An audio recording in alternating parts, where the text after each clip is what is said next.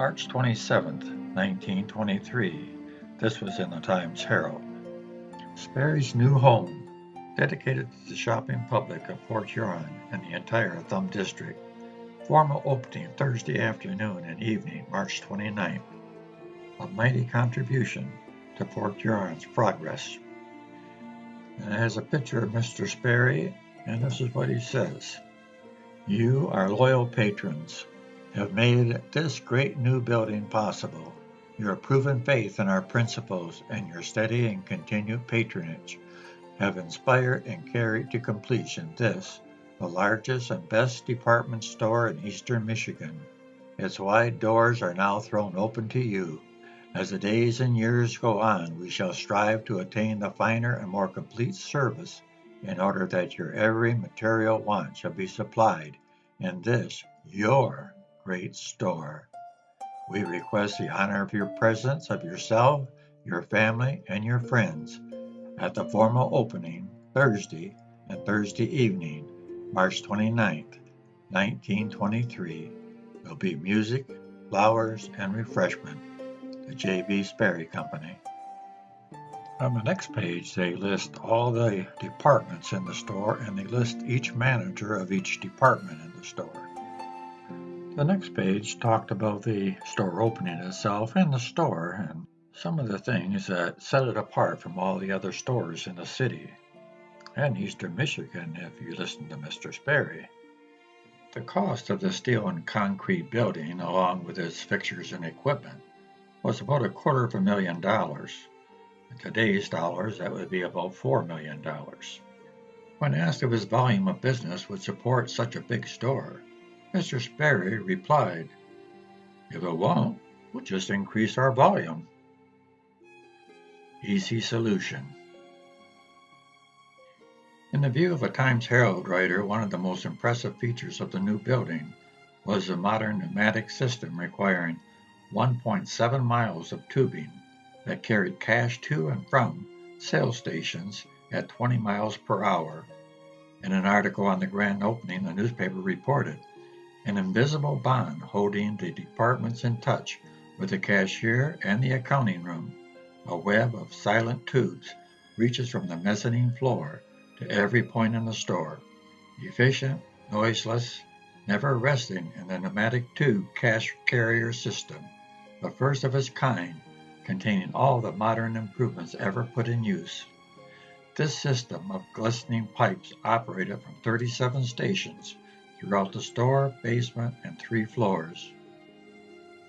In this photograph here of the millinery department, you can see one of those tubes going down to one of the counters. The other pages were mostly filled with congratulatory statements for Sperry's, some from vendors and some from the other local merchants. This page has a statement by the architect Walter Wyatt. He says, "Good buildings at low cost." I'll let you read the rest. But the Wyatt design structure was built for a little more than $2 per square foot, less than half of the going rate, an accomplishment that drew wide attention in building circles. The Dodge reports for several years listed the Sperry Building as the lowest cost fireproof construction in Michigan. Leave it to Mr. Sperry to get his money's worth. Sperry's might have been Mr. Wyatt's first project under his own name. He went on to design many other buildings in Port Huron and the surrounding area. This one here is on Lapeer Avenue. It used to be the old school administration building, but it was originally built for Mueller Brass Company. He also designed the St. Joseph School, and in St. Clair, the St. Clair Inn, the Memorial Stadium Complex, and the Marysville High School, which of course is no longer there and has been replaced by our newer one. The St. Clair County Building and Jail, and a major addition to the Port Huron Hospital. When Sperry's opened their new store, they carried something that was very unusual for a department store to carry. And as we scroll down here, you'll see what it is. It was a grocery department, self-serve grocery department. The grocery department shared their space with the China and home furnishing department as well in the basement. It only lasted about a year and a half. They had this big closeout sale, which you can see in this ad. And then they decided to put their reduced items and all the bargains down in the basement. And they ran ads like this. Not long after the new building was opened, the Sperry Friendship Club organized a morning song fest, gathering on the first floor balcony at 8:30 a.m. and continuing for half an hour. Early arriving clerks, buyers, and manager joined in spirited singing. The Songfest became so popular with employees and early morning customers that Mr. Sperry hired George McComb, prominent local choir director and music teacher, to lead the group. Mr. McComb had no trouble working the weekday Sperry singers into his busy schedule. After all, he already mastered directing the choirs of both the First Baptist Church and St. Stephen's Catholic Church.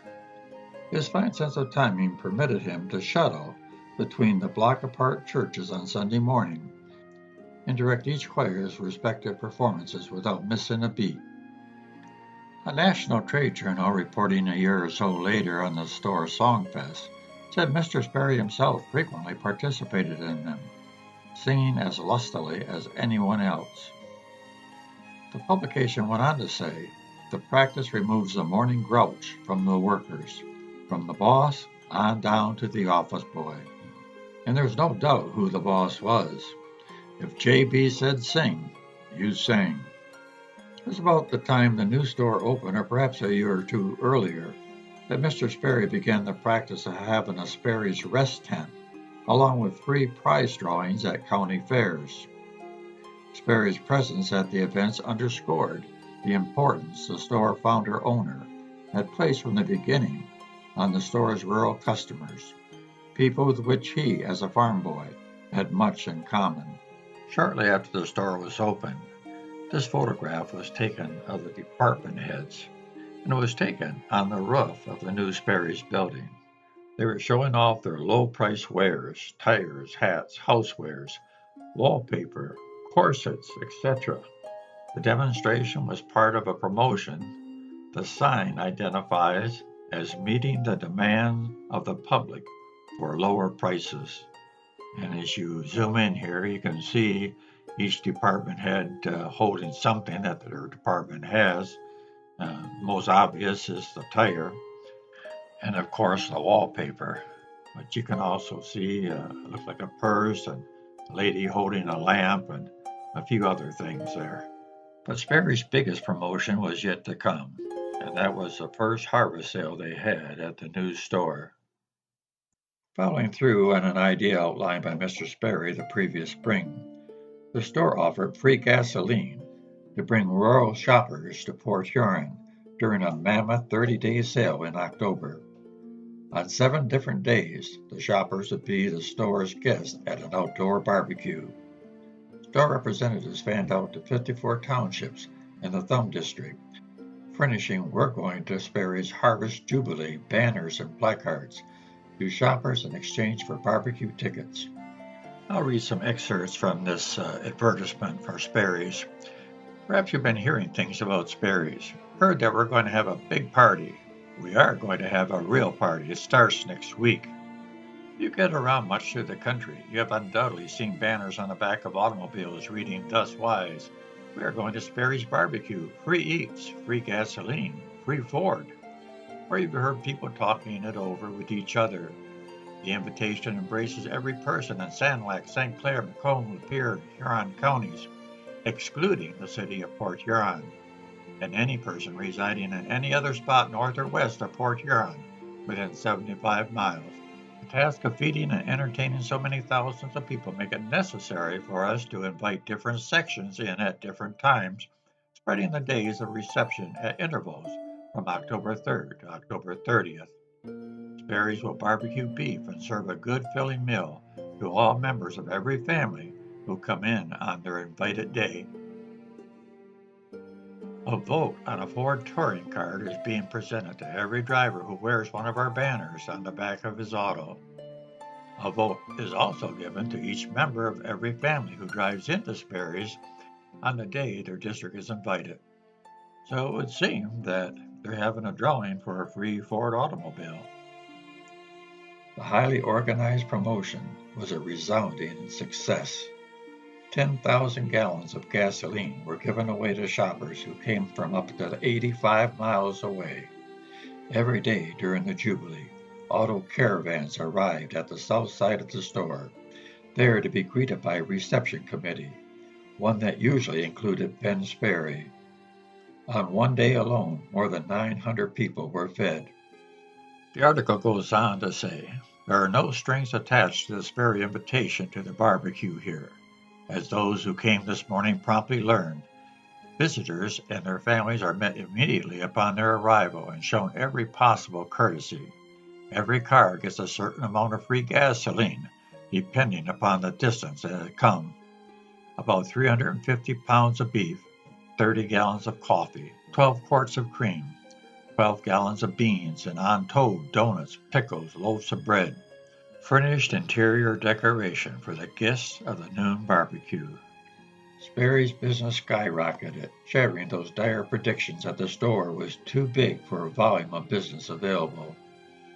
Join me in my next video and we'll conclude this 4-part series on the Sperry's department store.